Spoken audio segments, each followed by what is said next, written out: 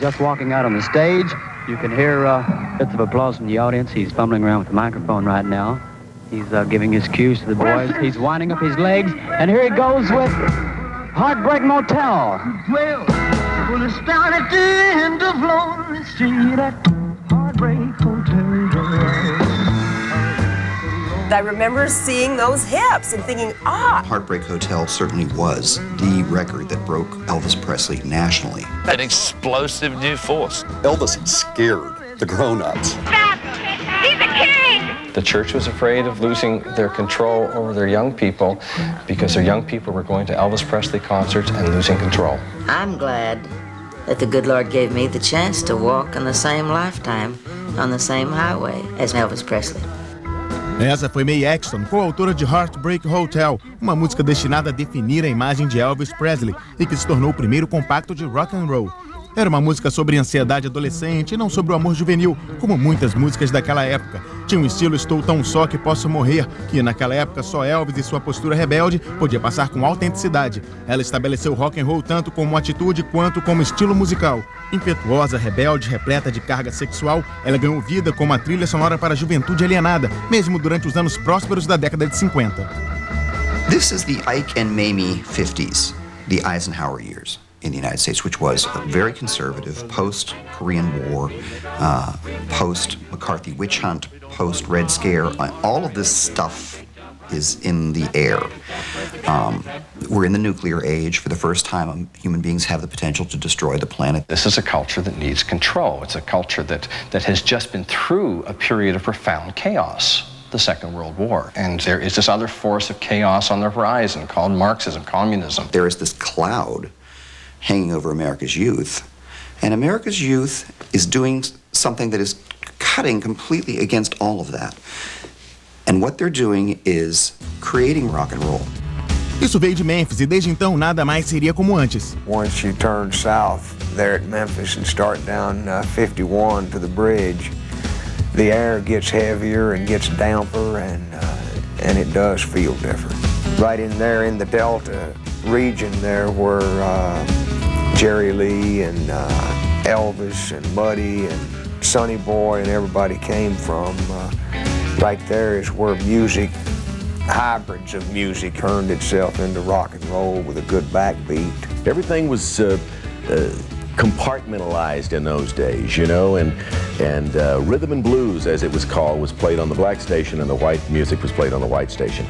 And then all of a sudden, we're hearing a white guy on a radio program that is known for its black music, a guy named Elvis. There was a disc jockey from WHBQ in Memphis, a fellow by the name of Bob Neal. Came on at 12 o'clock. His show was called High Noon Roundup. And he said there's a new boy from Memphis, Tennessee, Elvis Presley. Something went off inside of me saying, man, you need to get to Memphis. Memphis was really like a stew. It was where a lot of musical styles merged. And there was a freedom in Memphis music. Nowhere else on earth would you find what happened in Memphis between what happened with Elvis's world, Jerry Lee, Carl Perkins, Cash, Roy Orbison, Sam Phillips. That hasn't happened again, and I don't think it ever will. Those boys just basically came in off the farm, sat down in Memphis, made some records, and changed the world. Quando os rapazes saíam das fazendas com a música na alma e repletos de sonho de fama e fortuna, muitos iam para o estúdio Sun Recording, onde o proprietário Sam Phillips encontrava um mercado junto aos adolescentes, um público que surgiu de repente depois da Segunda Guerra. When I got in this business, the record business, you went from kiddie records that stopped at about 5 or 6 years old to the adult record, which was 21, 25, 30, 40, 50 years old. There was nothing for the people between when they came into puberty. Forget your damn music if you didn't want to go along with the idea of adult music, or you certainly didn't want to go back and listen to Little Red Riding Hood narrated to you. It's just incredible how Memphis typifies everything that's great about American popular culture, but everything that's awful, all at the same time. They've even got a Heartbreak Hotel over the road from Graceland. There you can stay if you're like a real Elvis fan. You get the suite, generally the honeymoon suite. In Heartbreak Hotel? Antes de toda a comercialização e da exploração de sua memória, que infelizmente marcou a carreira de Elvis, havia o Elvis dos anos 50 e Heartbreak Hotel, a música que deu início a tudo. Great song, written by Hoyt Axton's mother, May Axton, a school teacher. How ironic is that? I mean, rock and roll's entirely against school, against everything, and a school teacher writes Heartbreak Hotel. She wrote this song for Elvis. She personally took the song to Elvis. And it really showed, the popularity of that song showed how women and their music and their work had been so undervalued. So after that, they started looking for women songwriters, and you know, they're pretty well ensconced in the industry now as we know it. Quando conheceu Elvis, May Axton trabalhava como relações públicas do coronel Tom Parker, o empresário de Elvis na época. Elvis já havia feito sucesso na região com gravações feitas para o selo Sun, mas ainda estava à procura de uma grande música de sucesso. May disse a ele que ela seria a autora dessa música. Menos de um mês depois, Heartbreak Hotel nasceu, quando o coautor Tom Durden apareceu com um artigo de jornal. Era sobre um suicida que deixou escrito em um bilhete: "Eu ando por uma estrada solitária." Inspirados por essas palavras, eles compuseram a música em menos de meia hora. It's a fabulous song. I mean, you listen, you can get into the doom of the lyric, and it's really dark. You know, it's a really cool song, and that's, I think, why it endures. It's almost a blues song in the deep B.B. King, Howlin' Wolf, Muddy Waters sense. A RCA Victor comprou o contrato de Elvis da Sun Records no final de 1955. Então, Heartbreak Hotel tornou-se uma das 5 músicas que Elvis gravou para o novo selo, com vários músicos brilhantes, incluindo Chet Atkins, Floyd Cramer, o baixista Billy Black, o guitarrista Scott Moore e o baterista DJ Fontana. Once Elvis did the song, it was done. You could stick a fork in it. Nobody could top what he did on. Not only did it go to #1 country, #1 pop, rhythm and blues, I mean, everywhere. It just absolutely exploded. Elvis dominou de tal modo as paradas no começo de sua carreira que não um, mas vários empresários ficaram felizes quando Elvis se alistou para o exército. Entre eles estava Bob Marcucci, que cuidava das carreiras de Frank Avalon e Fabian. Well, when he went in the Army, he helped me make my 2 boys successful because he wasn't here. We didn't have to compete with him on records. And when I met Elvis, I told him that. I thanked him. He's the most polite man you could ever meet in your life. And I thanked him for helping me make Frank and Fabe a success. And he said, "I never did that, young man." I said, "Yes, you did. When you went to the Army, you helped me very much." O impacto de Elvis nas futuras gerações de músicos não pode ser esquecido. Kate Richard, dos Rolling Stones, comentou que ao ouvir Heartbreak Hotel no rádio pela primeira vez e ao ter contato com o estilo do guitarrista Scott Moore, deu-se conta do que faria pelo resto da vida. Elvis just played rhythm part of the time, so it wouldn't have been much without Scotty playing the rhythm and the fills. Elvis Presley came along and just, of course, turned the world upside down. And he was a guy that made it possible for us hillbillies to play rock music, because it was before then it was always keyboard, saxophone, and that sort of thing. And of course, Scotty Moore brought the guitar right into the forefront. With the 3 of us, I tried to play some kind of rhythm, and more or less just stab some notes here and there. You know, that was where I first heard it. Elvis was the biggest influence on my guitar playing. In the beginning, anyway. I called Elvis after the session, and I said, "Hey, man, did you do the song?" He said, "Yeah." I said, "Well, I said, did it come off good?" He said, "Yeah, it was great." And I heard these little girls giggling in the background. He said, "Hey, I gotta go." I said, "Yeah, I know." Veja a seguir, as roupas e o jeito de dançar de Elvis causam um impacto visual. Seu estilo é censurado pelos conservadores, mas é copiado pelos jovens do mundo inteiro. Nós voltamos já já.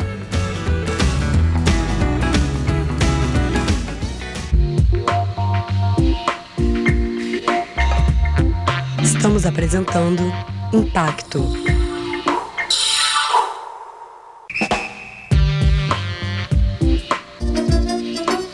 Voltamos a apresentar Impacto. Não demorou para que Heartbreak Hotel deixasse a sua marca. Lançada no final de janeiro de 1956, em abril ela já era cantada por Elvis no programa de Milton Berle para um público que abrangia 1/4 da população americana. Seus trejeitos com o quadril causaram uma comoção imediata. Em um momento que, sem dúvida, ele preferia esquecer, Ed Sullivan disse que Elvis nunca apareceria no programa dele. No final de 1956, Sullivan mudou de ideia. Elvis apareceu dançando e cantando inúmeras vezes naquele programa popular, mas apenas da cintura para cima. Put him on TV, but you couldn't show what he was doing below the waist. Pretty wild stuff. That's a comment on America in the 50s. The reaction, of course, was often horror, just because they figured it was an unacceptable image, a man behaving in this way in public, in a format like TV variety programs, where he might be followed by, I don't know, performing monkeys or something like that. The very way in which they dance brought attention to the fact that these are human beings with genitalia, for Pete's sakes. And the church doesn't want to know about that at this time in history. You look at somebody like Eminem today, and we don't even give that a second thought. But the way Elvis Presley performed on stage at that time in a piece like Heartbreak Hotel, that was controversial in ways that we really can't understand now.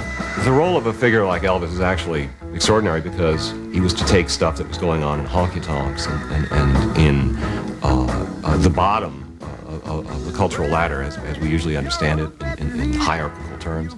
He actually took all that stuff, which was full of life, full of vitality, full of sexuality, and very direct in ways that other popular music rarely had been, was to bring that all up to the surface. Rock and roll's always been sexually driven, and I think the parents understood very well when they thought Elvis was subversive, that this was something they didn't want their kids doing. But, you know, and he was, when you think about the times and what the 50s were like and what Elvis was like. In fact, maybe, I'm trying to think of maybe some of the really far-out punk people have been more subversive and real self-destructive types.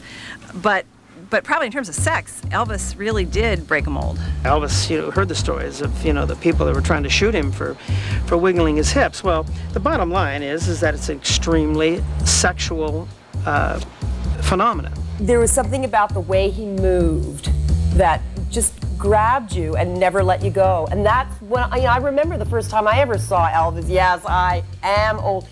Back in the 50s, we had a TV set. I think it was one of the first things I ever saw on TV, that first image. I must have been about 5 years old. And I remember seeing Elvis perform on the Ed Sullivan Show. I never saw a man move like that before. I never saw anybody move like that before. And that just stuck with me. And that's Elvis to me. The kids were going wild. They jumped, I guess, from the second balcony for Elvis, and I've seen that happen. This was a time when rock and roll was still edging into the minds of the adults, and a lot of adults were still putting down Elvis Presley. Oh, vulgar. You don't sing like that. I don't want those records in my house. The way he half-puffed his lips, the way he snapped his fingers, the way he stuck his foot out and drug his arm around real fast while still playing the guitar and singing. And it just went over like gangbusters. Every day you should have seen the boxes and boxes of mail that came in from all over the place for Elvis Presley. The married ladies wanted to have an affair with him. The gay guys wanted to go with him. It was an amazing thing to see the impact that Elvis Presley was having on the world. When we come to the churches and the Southern churches, it's that this is a hysteria that is mimicking the hysteria of the church. We have these kinds of rolling in the aisles experiences in the church all the time. In fact, that was the one place where it was safe to have that kind of passionate public display because it was all for Jesus. Now, what happens when that kind of hysteria, that kind of passion now moves out of the church and into the concert hall and into the gymnasium at the school dances? I know the evil feeling that you feel when you sing it. I know the lost position that you get into in the beat. Well, if you talk to the average teenager of today and you ask them what it is about rock and roll music that they like, and the first thing they'll say is the beat, the beat, the beat. Esse foi o pastor Jim Snow, que ironicamente era filho de Hank Snow, uma lenda do country e também mentor e empresário de Elvis. Seu sermão entusiasmado era típico da reação adversa da igreja assim que o rock surgiu. In the 80s and 90s, in Christian circles, especially the contemporary Christian music world, one of the phrases that you would hear a lot was, "So why does the devil have all the best music?" That wasn't the question asked in the 50s. The question asked in the 50s was, why is the devil stealing our best music? I remember in the early 56, 7.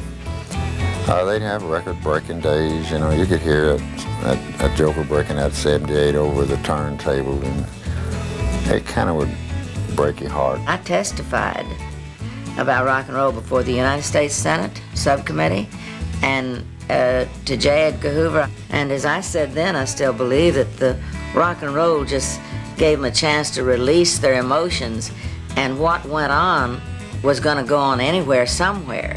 It's just that more of it went on because there were bigger crowds.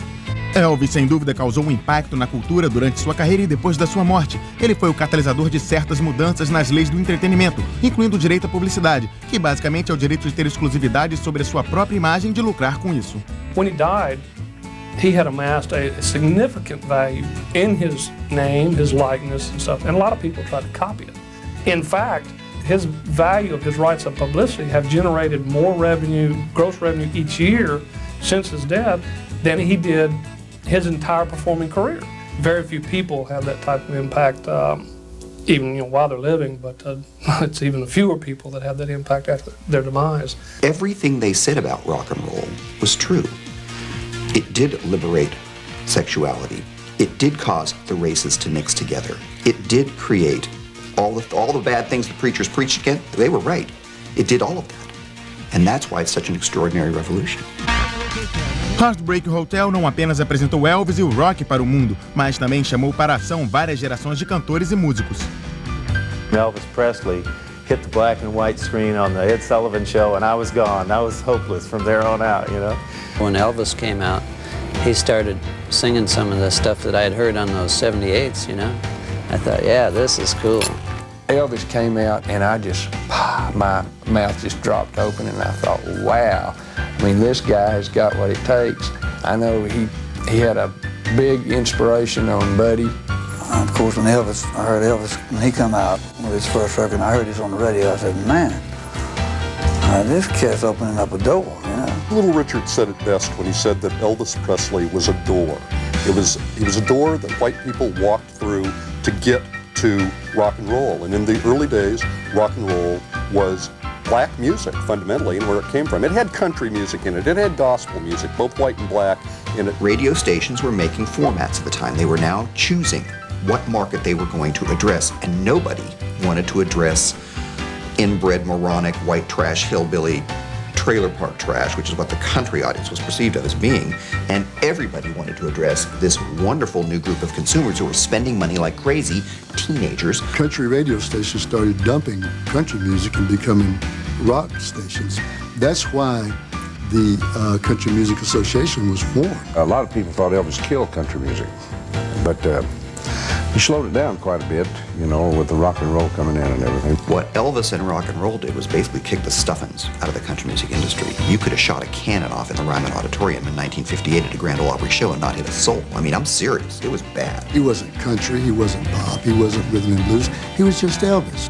Esse aspecto da carreira de Elvis também se refletiu em sua imagem, no seu gosto pelas roupas. Ele nem sempre era um candidato à capa das revistas de moda, mas a enormidade da sua fama nunca deixou de provocar mudanças no mundo da moda. If you look at the way people were dressing pre and post songs like Heartbreak Hotel, it was more casual. A lot of more conservative men were very slow to catch on to casual wear. You know, it was regarded as an affront to previous generations, to men who had fought in the war, to the sense of kind of uniform, to kind of traditional values, conservatism.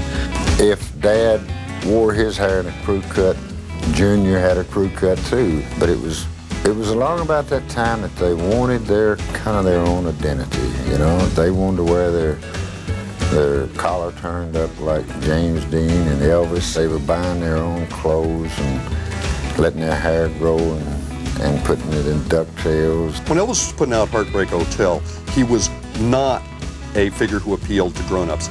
He was not urbane. He was not sophisticated.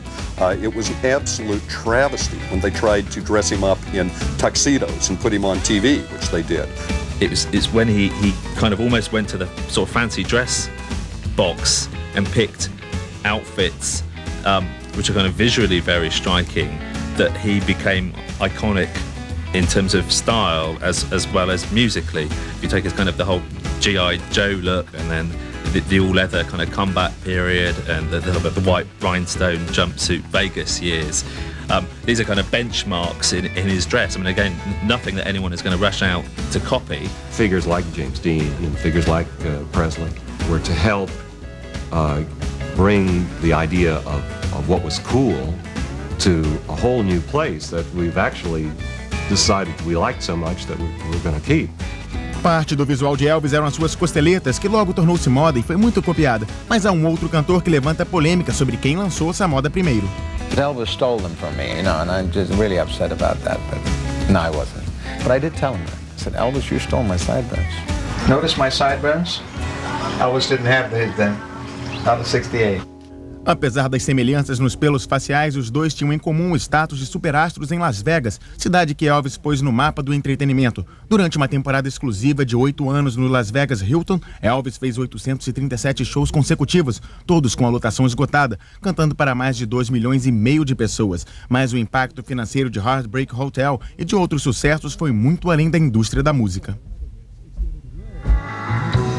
When Elvis would be announced at the Hilton, the money would start piling in from all over the world. We're coming up into the Hilton Hotel. This is where I spent a few years, and playing the main showroom. Always stayed up in Elvis' suite, they call the Elvis suite, because they had little markings which say, of course, on the door it said Elvis' suite, and also the bullet holes where he used to play around with his gun up there. He got away with murder, didn't he, Elvis? Nice guy, though. What a nice man. Um encontro com o evangelista Rex Humbard nos bastidores de um dos seus shows em Las Vegas foi uma indicação de que Elvis e a igreja finalmente haviam chegado a um acordo. Elvis said to Rex Humbard that he's not so sure whether he should be singing this kind of music. Maybe he should give up this rock and roll and he should just sing gospel music. Rex Humbard, a televangelist, responds to him, no. You keep singing your rock and roll and mix in a few gospel songs because you're tilling millions of souls by doing this, and you're tilling souls that I can't till just by preaching the gospel. The church makes its peace with Elvis. It's so stupid to allow the later visions of this chubby, overindulged guy, lost in his purpose. You should not let that get in the way of what an unbelievable performer this man was when he was hot. Elvis, the name, will live forever. So will Heartbreak Hotel.